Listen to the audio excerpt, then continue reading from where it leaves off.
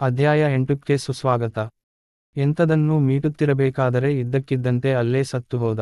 ಅನೇಕ ತಂತಿಗಳ ಗೋಜಲಿನೊಳಗೆ ಸಿಕ್ಕಿಕೊಂಡಿದ್ದ ತಿಪ್ಪಣ್ಣನ ಹೆಣ ರಿಪೇರಿ ಭಂಗಿಯಲ್ಲೇ ಕುಳಿತುಕೊಂಡು ಸತ್ತ ಹಾಗೆ ಕಾಣುತ್ತಲೇ ಇರಲಿಲ್ಲ. ನೋಡಿದವರೆಲ್ಲ ಏನೋ ಕಂಬ ಹತ್ತಿ ರಿಪೇರಿ ಮಾಡುತ್ತಿದ್ದಾನೆಂದು ತಿಳಿದು ಅಲಕ್ಷಿಸಿ ತಮ್ಮ ಪಾಡಿಗೆ ನಡೆದರು. ದಿನ ಕಳೆದ ಮೇಲೆ ನುಗ್ಗೇಹಳ್ಳಿ ರಾಮೇಗೌಡರು ಇನ್ನೂ ಯಾಕೆ ತಮ್ಮ ಫೋನು ಸರಿಯಾಗಿಲ್ಲವೆಂದು ಎಕ್ಸ್ಚೇಂಜ್ಗೆ ಬಂದು ಕೂಗಾಡಿದಾಗಲೇ ಜೂನಿಯರ್ ಇಂಜಿನಿಯರ್ ರಮೇಶಬಾಬು ಗಮನ ಅತ್ತ ಹೋದುದು. ರಮೇಶಬಾಬು ತಿಪ್ಪಣ್ಣನ ಸೋಮಾರಿತನ ಶಪಿಸುತ್ತ ಲೈನ್ ಮನ್ ಶಂಕ್ರಪ್ಪನನ್ನು ಕರೆದುಕೊಂಡು ನುಗ್ಗೇಹಳ್ಳಿ ಲೈನು ನೋಡುತ್ತ ಹೊರಟ. ಜಂಕ್ಷನ್ ಬಾಕ್ಸ್ ಇದ್ದ 17ನೇ ಕಂಬದ ಮೇಲೆ ತಿಪ್ಪಣ್ಣ ಕುಳಿತಿದ್ದಾನೆ. ಕೂಗಿದರೂ ಮಾತಿಲ್ಲ, ಕರೆದರೂ ಮಾತಿಲ್ಲ. ಕೈಯಲ್ಲಿದ್ದ ತಂತಿ ಮೇಲಿಂದಲೇ ಆಫೀಸಿಗೆ ಮಾತಾಡುವ ಫೋನ್ ಕೆಳಗಿಡುತ್ತಾ, ಏನ್ ಸಾರ್ ಇದು? ಏನಾಯಿತು ಇವನಿಗೆ? ಕಂಬದ ಮೇಲೆ ಯಾಕೋ ಕೈಲಾಸ ಕಂಡ ಹಾಗೆ ಇದೆಯಲ್ಲ ಎಂದ ಶಂಕರ ಕಾತರ ಕಳವಳದ ದನಿಯಲ್ಲಿ. ಹತ್ತಿ ಒಮ್ಮೆ ನೋಡೋ ಮಾರಾಯ, ಅಕಸ್ಮಾತ್ ಜೀವ ಇದ್ದರೆ ತಗೊಂಡು ಹೋಗಿ ಆಸ್ಪತ್ರೆಗೆ ಹಾಕೋಣ, ಯಾರ ಹಣೇಲಿ ಏನೇನು ಬಲ್ಲಿರತ್ತೋ ಹೇಳೋದಕ್ಕೆ ಆಗೋಲ್ಲ ಎಂದ ರಮೇಶಬಾಬು. ಕಂಬ 3 ಸಾರಿ ಕಣ್ಣಿಗೆ ಒತ್ತಿಕೊಂಡು ಶಂಕರ ತಂತಿ ಕಂಬ ಅರ್ಧ ಹತ್ತಿದಷ್ಟರಲ್ಲಿ ಅವನ ಕೈ ಕಾಲೆಲ್ಲ ಜುಮ್ಮೆಂದು ಇಡೀ ಜೀವ ಒಮ್ಮೆ ನಡುಗಿದಂತಾಗಿ ಅಯ್ಯಯ್ಯೋ ಎಂದು ಕಿರುಚಿದ. ಹಿಡಿತ ಸಡಿಲ ಆಗಿ ಕಂಬದ ಮೇಲೆ ಜಾರಿ ದೊಪ್ಪನೆ ಕೆಳಗೆ ಬಿದ್ದು ಎದ್ದು ಬೇಗ ಕಂಬದಿಂದ ದೂರ ನಿಂತ. ಯಾಕೋ, ಏನಾಯಿತಾ ಎಂದು ರಮೇಶಬಾಬು ಕೇಳುತ್ತಾ ಹತ್ತಿರಕ್ಕೆ ಓಡಿದ. ಇದ್ದಿದ್ದಂಗೆ ಶಿಳ್ಳು ಹೊಡೆದಂಗಾಯ್ತು ಸಾರ್, ಈ ಕಂಬದೊಳೆ ಏನೋ ಸೇರುಂಡಿದೆ ಎಂದು ಭೂತ ದರ್ಶನವಾದವನ ತರ ಶಂಕರ ತೊದಲಿದ. ರಮೇಶಬಾಬು ಅನುಭವಕ್ಕೆ ತಟ್ಟನೆ ಹೊಳೆಯಿತು. ಇದು ದೆವ್ವವೂ ಅಲ್ಲ, ಪಿಶಾಚಿಯೂ ಅಲ್ಲ, ಎಲೆಕ್ಟ್ರಿಕ್ ಡಿಪಾರ್ಟ್ಮೆಂಟಿನವರ ಹೈ ವೋಲ್ಟೇಜ್ ಲೈನು ಎಲ್ಲೋ ಟೆಲಿಫೋನ್ ಲೈನಿಗೆ ತಾಗುತ್ತಿದೆ. ಅದಕ್ಕೆ ನುಗ್ಗೇಹಳ್ಳಿ ಲೈನುಗಳಷ್ಟು ಡೆಡ್ಡಾಗಿರೋದು.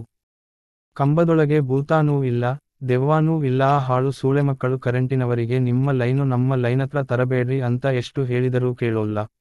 ಅವರ ಲೈನು ಎಲ್ಲೋ ನಮ್ಮ ಲೈನಿಗೆ ಟಚ್ ಆಗ್ತಾ ಇದೆ ಕಣೋ. ತಿಪ್ಪಣ್ಣ ಸತ್ತೋಗಿರೋದು ಅದಕ್ಕೆ. ನಿನ್ನ ಪ್ರಾಣ ಸ್ವಲ್ಪದರಲ್ಲಿ ಉಳ್ಕೊಂಡಿದೆ ತಿಳ್ಕೋ ಎಂದ ರಮೇಶಬಾಬು. ಸುಖಾಸುಮ್ಮೆ ತಿಪ್ಪಣ್ಣನ ಪ್ರಾಣ ತೆಗೆದ್ರಲ್ಲ ಸಾರ್, ಅವರನ್ನ ಕರ್ಕೊಂಬಂದು ಈ ಕಂಬಕ್ಕೆ ಕಡಿದು ಬಲಿ ಕೊಡಬೇಕು ಎಂದು ಗಟ್ಟಿಯಾಗಿ ವಿದ್ಯುತ್ ಇಲಾಖೆಯವರಿಗೆ ಬೈದು ಗಾಳಿಗೆ ಉಗಿದ ಶಂಕ್ರಪ್ಪ. ಕಳಸಾ ಬಣಕಲ್ಲು ಲೈನು ಓಪನ್ ಮಾಡಿಸದೆ ತಿಪ್ಪಣ್ಣನ ಹೆಣ ತೆಗೆಯುವ ಹಾಗೆ ಇರಲಿಲ್ಲ. ಇಬ್ಬರೂ ವಿದ್ಯುತ್ ಇಲಾಖೆಗೆ ಬಾಯಿಗೆ ಬಂದ ಹಾಗೆ ಬೈಯುತ್ತ ಮೂಡಿಗೆರೆ ದಾರಿ ಹಿಡಿದರು. ವಿದ್ಯುತ್ ಇಲಾಖೆಯವರು ಬೇಕೆಂದೇ ಕರೆಂಟ್ ಕೊಟ್ಟು ತಿಪ್ಪಣ್ಣನನ್ನು ಸಾಯಿಸಿದರು ಎನ್ನುವಂತೆ ಎಕ್ಸ್ಚೇಂಜಿನಲ್ಲಿದ್ದ ಎಲ್ಲರಿಗೂ ಹೇಳಿದರು. ಟೆಲಿಫೋನ್ ಸಿಬ್ಬಂದಿ ಎಲ್ಲ ಸುದ್ದಿ ಕೇಳಿ ರೇಗಿ ಬೆಂಕಿಯಾದರು. ನಾನು ಪೋಸ್ಟ್ ಮಾಡಲು ಮೂಡಿಗೆರೆಗೆ ಹೋದಾಗ ಎಲ್ಲ ಮಿಂಚಿನ ಮುಷ್ಕರ ಮಾಡಿ ಡೌನ್ವಿತ್ ಕೂಗುತ್ತಾ ರಸ್ತೆಯಲ್ಲಿ ಹೋಗುತ್ತಿದ್ದರು. ನಾರಾಯಣ, ದುರ್ಗಪ್ಪ ಇಬ್ಬರೂ ರಸ್ತೆ ಬದಿಯಲ್ಲಿ ಗಾಬರಿಗೊಂಡು ನಿಂತಿದ್ದರು. ನಾರಾಯಣ, ದುರ್ಗಪ್ಪ ಇಬ್ಬರೂ ನನಗೆ ನಮಸ್ಕಾರ ಮಾಡಿದಾಗ, ಇದೇನಯ್ಯ ಸಮಾಚಾರ, ನಿಮಗೆ ಧಿಕ್ಕಾರ ಕೂಗಿದಾರಲ್ಲ ಎಂದು ಕೇಳಿದೆ. ದುರ್ಗಪ್ಪ ಒಂದು ನೀಳ ನಿಟ್ಟುಸಿರು ಬಿಟ್ಟು, ಏನು ಸಮಾಚಾರ ಅಂತ ಹೇಳಲಿ ಸಾರ್, ಒಂದು ಮಾತಲ್ಲಿ ಹೇಳೋದಾದ್ರೆ ಎಲ್ಲ ನಮ್ಮ ಗ್ರಾಚಾರ ಅಷ್ಟೇ ಎಂದು ತಿಪ್ಪಣ್ಣ ಕಂಬದ ಮೇಲೆ ಸತ್ತು ಬಿದ್ದಿರುವುದನ್ನು ಸವಿಸ್ತಾರವಾಗಿ ನನಗೆ ಹೇಳಿದ. ಅಲ್ಲೋ ದುರ್ಗಣ್ಣ, ಕರೆಂಟು ಲೈನು ಕಟ್ಟಾಗಿ ಟೆಲಿಫೋನು ಲೈನು ಮೇಲೆ ಬಿದ್ರೆ ಟ್ರಾನ್ಸ್ಫಾರ್ಮರ್ ಸೆಂಟ್ರಲ್ಲಿ ಫೀಜು ಹೋಗಬೇಕಲ್ಲೋ, ಅದೆಂಗೆ ತಿಪ್ಪಣ್ಣ ಸತ್ತಿದ್ದು ನಮ್ಮಿಂದೇ ಅಂತಾರಿವು ಎಂದು ನಾರಾಯಣ ದುರ್ಗಪ್ಪನನ್ನು ಪ್ರಶ್ನಿಸಿದ.